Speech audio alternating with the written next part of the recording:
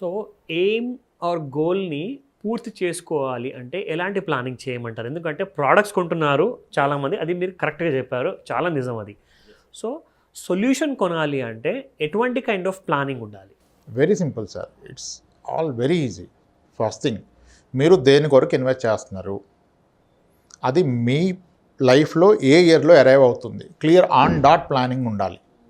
నా బాబు 11 years ఎంఎస్కి వెళ్తాడంటే ఈరోజు 11 years ఉంటే now we are in 2021, so probably ఇతను ఎంఎస్ 2031 ఫిబ్రవరిలో వెళ్తాడు. ఫస్ట్ అది ఐడెంటిఫై చేయాలి. దెన్ ఈరోజు ఎంఎస్ కాస్ట్ ఎంత ఉంది, MS sending him to Stanford or other universities. So అక్కడ కూడా ప్రైస్ చాలా వేరియేషన్ ఉంది కదా. Stanford is costing an 1.2 crore with the tuition fee and the accommodation fee, wherein other universities are costing 40 lakhs. So నేను effort చేయలేనండి, I will send it to the other universities. Then ఈరోజు 40 lakhs ఉంటే 10 years తర్వాత 40 lakhs ఉంటుందా? తెలియదండి అంటే తెలవకపోవడానికి ఏం లేదండి. 10 years బ్యాక్ ఎంత ఉందో ఆ యూనివర్సిటీ ఫీ, ఇప్పుడు ఎంత ఉంది? కరెక్ట్, సేమ్ రేట్లో కదా ఇంక్రీజ్ అవుతుంది. సో 10 years బ్యాక్ 20 ఉండి ఈరోజు 40 అయినట్లయితే రాబోయే 10 yearsలో 80 అవుతుంది కదా. ఈజీగా. దెన్ మీ target is 80 lakhs. Minimum 80 lakhs. So 80 lakhs accumulate చేయడానికి మీరు ఏం చేస్తున్నారు? నేను ఎండోమెంట్ పాలసీలో పెడుతున్నానండి, దెన్ ఇట్స్ ఓకే. ఎంత పాలసీ తీసుకోవాలి, దాని మెచ్యూరిటీ ఎంత వస్తుంది, దానికి ప్రీమియం ఎంత కట్టాలి. లేదంటే నేను పీపీఎఫ్ ద్వారా పెడుతున్నాను, పీపీఎఫ్ లాక్-ఇన్ 10 yearsలో మెచ్యూరిటీ రాదు. కొంతమంది అలా కూడా చేస్తారు. He's not knowing the features of the product. అసలు అది పర్పస్ సర్వ్ చేస్తుందంటారా అని? అవుతుంది కదా. సో అప్పుడు ఏం చేయాలి? First of all you should buy a product which is having liquidity at the 10 years window, and it should give you the maturity which is equivalent to 80 lakhs or more. అప్పుడు then you will able to judge a ఇన్స్ట్రుమెంట్లో పెట్టగలను. అంటే మన దగ్గర ఆ పెట్టే amount కూడా ఉండాలి కదా. కరెక్టే. ఇప్పుడు the most safest is FD. Whether it beats inflation is not that's a secondary, but primarily the most safest thing is state bank of ఇండియాలో ఫిక్స్డ్ డిపాజిట్ పెడితే సేఫ్ అండి. ఈరోజు స్టేట్ బ్యాంక్ ఆఫ్ ఇండియా మీకు ఇస్తున్న return 5.35% are 5.5%. 5.5%లో మీరు పెట్టిన డబ్బు కనుక డబ్బులు అవ్వాలంటే ఇప్పుడు 14 ఏళ్ళ టైం పడుతుంది. 14 yearsలో కానీ మీ ఎఫ్డి డబ్బులు డబ్బులు అవుతాయి. అంటే నిజానికి శ్రీరాముడు వనవాసానికి వెళ్ళి రావాలి. అవును, ఓకే, చాలా correct. So there were time ఎప్పుడైతే బ్యానర్స్ కట్టి ఉండే బ్యాంక్స్లో మీకు 60 నెలల్లో డబ్బులు ఇవ్వబడుతుంది అని, ఎందుకంటే that was the time fixed deposit 14-15% ఇచ్చేది. ఈరోజు ఆ ఎఫ్డి రిటర్న్ 5%కి పడినప్పుడు మీ బాబు ఎడ్యుకేషన్ని మీరు ఫిక్స్డ్ డిపాజిట్ ద్వారా చేరువవ్వాలంటే దట్స్ ఎ గుడ్ థాట్. కానీ దానికి ఎంత కావాలి? ఈరోజు కనుక మీరు 60 లక్షలు పెట్టగలిగితే ప్రాబబ్లీ 10 years తర్వాత మీకు 80 లక్షలు వస్తుంది. Then fixed deposit is the right product for you. మీ దగ్గర మనీ లేదు, అసలు మీ దగ్గర లంసమ్ మనీ లేదు, మంత్లీ పెట్టాలి. మంత్లీ ఎంత పెట్టగలుగుతారు? 20,000 పెడతారు. 20,000 తీసుకెళ్ళి పోస్ట్ ఆఫీస్ రికరింగ్ డిపాజిట్లో పెడితే అది ఇస్తున్న 5.75లో మీరు అచీవ్ అవ్వలేకపోతున్నారు కదా. అప్పుడు మీరు చూస్ చేసిన వెహికల్ ఏంటి, దాంట్లో మీరు ఫిల్ చేసిన ఫ్యూయల్ అంతా. సో ఇక్కడ ఎగ్జాక్ట్లీ ఒక ఫ్యామిలీ ఓరియంటెడ్ పర్సన్ ఎటువంటి సొల్యూషన్ కోసము ఎటువంటి కైండ్ ఆఫ్ ఆల్టర్నేట్ సొల్యూషన్ వెతకాలి? ఎందుకంటే ఇక్కడ గోల్ ఓరియంటెడ్ ఇన్వెస్ట్మెంట్ చేయాలి. Sir, people having very decent or higher income need not to worry about planning. ఇప్పుడు మన హైదరాబాద్లో పర్ మంత్ 15,000 శాలరీ నుంచి మొదలుకొని 6 లక్షలు 7 లక్షల శాలరీ వచ్చిన వాళ్ళు ఉన్నారు. 6 లక్షల రూపాయలు శాలరీ వస్తున్న వ్యక్తికి ఎలా ఖర్చు పెట్టుకున్నా 1,00,000 రూపాయల్లో ఖర్చు వెళ్ళిపోద్దండి. 5 లక్షలు ఆయన దగ్గర ఉంది కదా అవైలబిలిటీ. అతను ఫిక్స్డ్ డిపాజిట్లో పెట్టినా, ఆర్డీలో పెట్టినా, ఎండోమెంట్ ప్లాన్లో కట్టినా అతని ఫ్యూచర్ అవసరాలను రీచ్ అవ్వగలుగుతాడు. కానీ ఇప్పుడు యావరేజ్ శాలరీ వస్తుంది, 50,000 వస్తుంది, 2 పిల్లలు ఉన్నారు అన్న వ్యక్తి ఎలా అచీవ్ అవ్వగలుగుతాడు? అతను ఎండోమెంట్స్లో పెడితే అవ్వదు కదా, ట్రెడిషనల్ ప్లాన్స్లో పెడితే అవ్వదు కదా, 7-8% రిటర్న్స్లో అవ్వదు కదా. అతను అప్పుడు ఆప్షన్స్ ఆలోచించాలి. అతనికి ఇవి రైట్ కాదు. అతను అప్పుడు డెఫినెట్గా రిస్క్ తీసుకోవాలి. రిస్క్ తీసుకోకపోవడమే బిగ్గర్ రిస్క్. ఆయనకి ఖచ్చితంగా ఫెయిల్ అవుతాడు రిస్క్ తీసుకోకపోతే. ఆ రిస్క్ కనుక తీసుకుంటే అట్లీస్ట్ అయ్యే అవకాశం ఉంటుంది. ఇప్పుడు చాలామంది ఏం చెప్తారండి, హెల్త్ ఇన్సూరెన్స్ గురించి చెప్పినప్పుడు కింద కామెంట్స్ ఎలా వచ్చాయి మనకి, హెల్త్ ఇన్సూరెన్స్ తీసుకున్నా క్లెయిమ్ రాలేదు, తీసుకోవడం ఎందుకు అన్నారు. అసలు తీసుకుంటే క్లెయిమ్ వచ్చేది లేదా రాంది 2 అవకాశాలు ఉన్నాయి. తీసుకోకపోతే వచ్చే అవకాశమే లేదు కదా. ఫస్ట్ ఆఫ్ ఆల్ హెల్త్ తీసుకోవాలి, తీసుకునేటప్పుడు ఉన్న వాటిలో బెస్ట్ ఏది, ఎక్కడ క్లెయిమ్ వస్తే అది తీసుకోవాలి. సిమిలర్లీ అది రిస్క్ అనుకుంటే ఎలా? అది ప్రొటెక్షన్. మీ ఇన్వెస్ట్మెంట్ కూడా ఎస్ డెఫినెట్గా ఆబ్వియస్గా మీరు అనుకున్నట్టుగా మనం చెప్పబోయే ఏ, పరిష్కారం ఏంటంటే మ్యూచువల్ ఫండ్ ద్వారా ఇన్వెస్ట్ చేయండి. దెన్ మ్యూచువల్ ఫండ్స్లో రిస్క్ ఉంది కదండి, మరి ఆ రిస్క్ తీసుకోకపోతే ఖచ్చితంగా ఫెయిల్ అయ్యే అవకాశం అయితే ఉంది కదా. కరెక్ట్. ఇది తీసుకుంటే అట్లీస్ట్ మీరు అచీవ్ అయ్యే ఛాన్సెస్ ఉన్నాయి. అయితే ఆ మ్యూచువల్ ఫండ్ తీసుకున్నప్పుడు కూడా మీరు గత హిస్టరీని పట్టుకొని 20%, 18% కాకుండా 12 to 13% ఎక్స్పెక్ట్ చేసి ప్లాన్ చేసుకోండి. Then you will achieve it, right? So ఈ ప్రకారంగా చూసుకుంటే ఒక 12% or 10% or 14% లాంటి యావరేజ్ రిటర్న్స్ చూసుకుంటే నెక్స్ట్ 10 years or 20 years ఎలా ప్లాన్ చేసుకోవాలి అంటారు? ఈ రిటర్న్స్ కావాలి అనుకుంటే మ్యూచువల్ ఫండ్స్లో ఎటువంటి కైండ్ ఆఫ్ ప్లానింగ్స్ చేయాలి, ఎటువంటి కైండ్ ఆఫ్ ఫండ్స్ ప్రిఫర్ చేయాలి?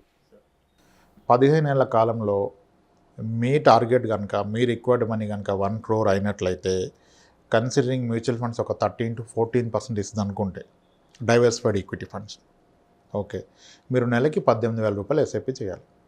It's as simple as that. So monthly SIP కన్నా పవర్ఫుల్ ఇన్వెస్ట్మెంట్ లేదు. ప్రాబబ్లీ మీరు లంసమ్ ఇన్వెస్ట్ చేస్తే 4 years తర్వాత కూడా మీకు నెగిటివ్ రిటర్న్ ఉండే అవకాశం ఉంది. మీరు అన్నట్టుగా not in the present market మనం ప్రెడిక్ట్ చేయలేం, ఏ క్షణమైనా మార్కెట్ రిటర్న్ టర్న్ అవ్వచ్చు. Correct sir. సో మీరు 10 లక్షల రూపాయలు ఈరోజు మ్యూచువల్ ఫండ్స్లో పెడితే 4 years తర్వాత నెగిటివ్ రిటర్న్ ఉంటుందంటే ఉంది. హిస్టరీలో మనకు ఆ ఎగ్జాంపుల్స్ కూడా జరిగాయి.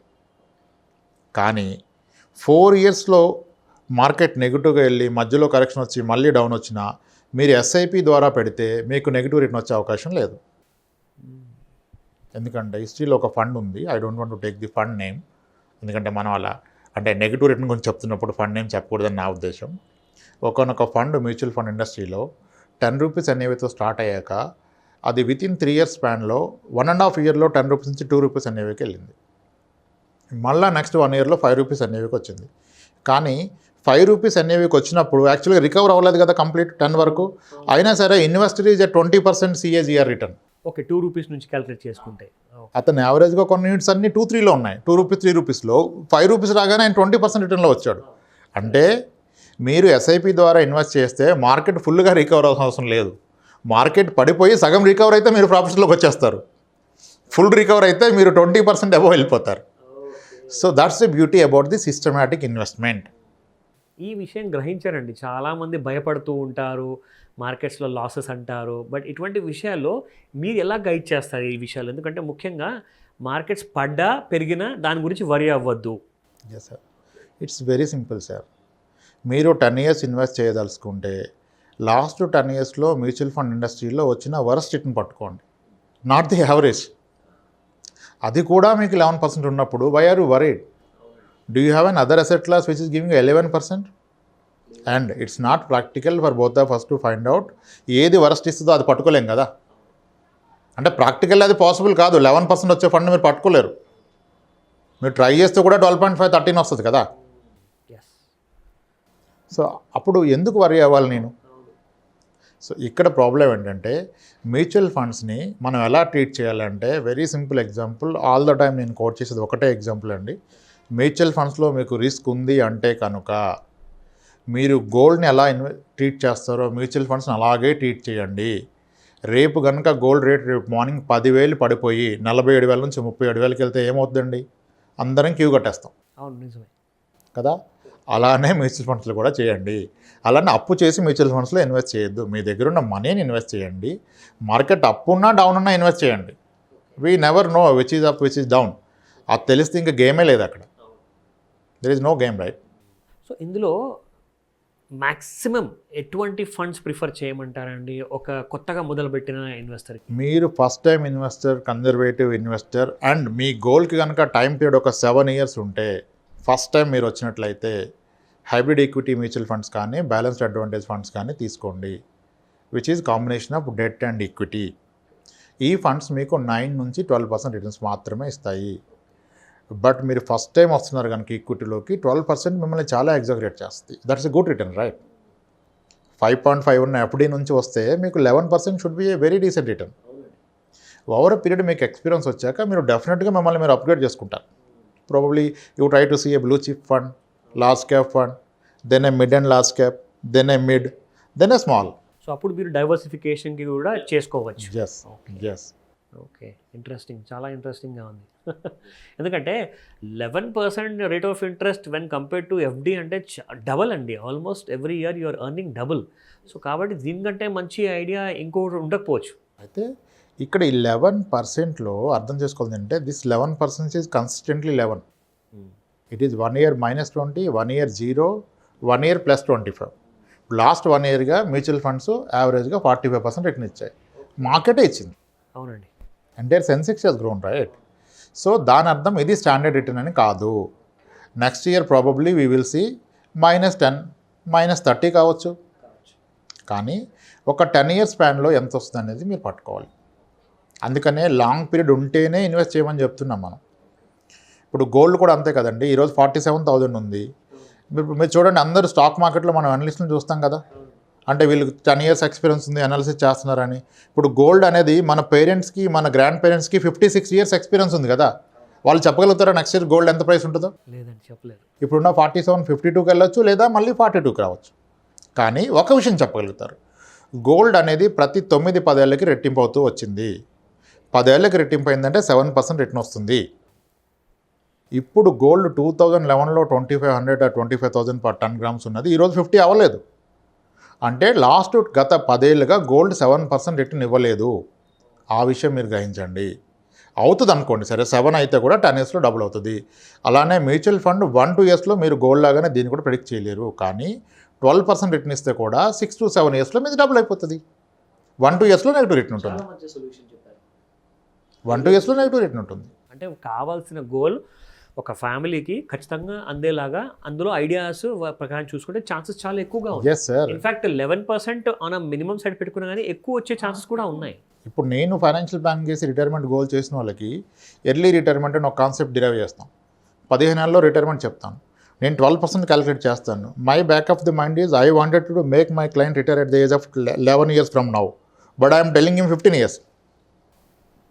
ఓకే, అంటే వర్స్ట్ ప్రిపరేషన్ కోసం ఉండాలి. ఎందుకంటే financial planning is not about making money, it's about having a mental peace. మానసిక ఒత్తిడి లేకుండా మీరు ఏది అచీవ్ అయినా that's a good return. Okay, ఇప్పుడు మీరు ఎక్కువ రిటర్న్స్ ఎక్స్పెక్ట్ చేసి వస్తే, నెగిటివ్ రిటర్న్ వస్తే మీరు ఒత్తిడి తీసుకుంటారు. That's not right investment. మీకు క్లారిటీ ఉంది, నేను ఇన్వెస్ట్ చేస్తుంది మా పాప పెళ్ళికి, పాప పెళ్ళి 36లో ఉంది, then why should I worry about returns in 2 years, 3 years? Peace of mind కూడా ఉండాలి. పీస్ ఆఫ్ మైండ్, క్లారిటీ ఉండాలి. మనం అనుకున్నట్టుగా రిక్వైర్డ్ అమౌంట్ ఎంత, దానికి ఎంత పెట్టాలి. ఎస్ సార్, అలా చేసుకుంటే అచీవ్ అవ్వచ్చు అండి. కానీ కంప్లీట్గా టాపిక్ మనం హోమ్ లోన్ నుంచి ఇక్కడికి వచ్చేసాం మీరు అడగబట్టి, ఈక్విటీ ఇన్వెస్ట్మెంట్ గురించి. సో బట్ ముఖ్యంగా ఏంటంటే సార్, రియల్ ఎస్టేట్ ఇన్వెస్ట్మెంట్లో నో డౌట్ అసలు అందులో ఒక రేంజ్లో మార్కెట్లో అప్రిషియేట్ అవుతుంది. కాబట్టి మీరు ఇచ్చిన ఐడియా అంటే ఎవరికైతే ఒక స్టాండ్ బైగా ఆలోచించాలి, ఎమర్జెన్సీ రిసోర్స్ ఒక ఇన్కమ్ ఉండాలి అనుకున్న వాళ్ళకి మాత్రం నిజంగా second property investment is one of the best ideas. ఎందుకంటే ప్రిఫర్ చేసుకుంటే ఆ ప్రాపర్టీ అప్రిషియేట్ అవుతూ ఉంటుంది, ప్లస్ దానిపై నుంచి ఒక రెంటల్ ఇన్కమ్ వస్తుంటుంది. రెంటల్ ఇన్కమ్ ఒకవేళ సంవత్సరానికి 2% పెరిగినా ఆర్ 1% పెరిగినా కానీ స్టిల్ ఒక చిన్న స్టేబుల్ ఇన్కమ్ అనేది ఉంటుంది. Yes sir. ఇక చిన్న పాయింట్ ఏంటంటే సెకండ్ ప్రాపర్టీకి గోల్ పెట్టుకోండి. ఈ సెకండ్ ప్రాపర్టీ మీద వచ్చే రెంటల్ ఇన్కమ్తో మీరు సర్వైవల్ వెళ్తుందంటే that may not be the right idea. That may even be right idea in case మీకు ప్రజెంట్ ఉన్న ఖర్చులు అండ్ ఆ ప్రాపర్టీ రెంట్ సేమ్ ఉంటే దట్స్ ఎ రైట్ ఐడియా. లేదు ఈ ప్రాపర్టీని మీ బాబు ఎడ్యుకేషన్ కొన్నారు, 7% అప్రిషియేషన్లో నాకు అచీవ్ అవుతారంటే that's a right idea. It's again based on the purpose. Right or wrong is based on the purpose of investment. Yes sir. Perfectly on depends upon solution. Right sir. ఆ clarity మాత్రం ఖచ్చితంగా వచ్చింది. తప్పకుండా. So చూసారు కదండి, ముఖ్యంగా మనం చూసుకుంటే ఇక్కడ క్లారిటీతో ఉండాలి, పర్పస్ సాల్వ్ అవ్వాలి, అండ్ మీకు కావాల్సింది సొల్యూషన్ అక్కడ. సో సొల్యూషన్ లేనిది జస్ట్ ప్రోడక్ట్స్ కొంటూనే ఉంటున్నారు, మీ బర్డన్ పెంచుకుంటున్నారు, మీ ఎక్స్పెన్సెస్ పెంచుకుంటున్నారు, ఆర్ ఇన్వెస్ట్మెంట్స్కి అసలు అర్థం లేకుండా చేసుకుంటున్నారు. కాబట్టి అటువంటి విషయాలు చాలా ఇబ్బందులు వచ్చే అవకాశాలు చాలా ఉన్నాయి. సో ఈ సింపుల్ విధానాన్ని పాటిస్తే you will reach your destination, you will complete your goal. So అది. Thank you very much. ఈ ఎపిసోడ్లో మరిన్ని మంచి సొల్యూషన్స్తో రాంప్రసాద్ గారితో మళ్ళీ కలుద్దాం. థ్యాంక్ యూ రాంప్రసాద్ గారు. థ్యాంక్స్ అండి.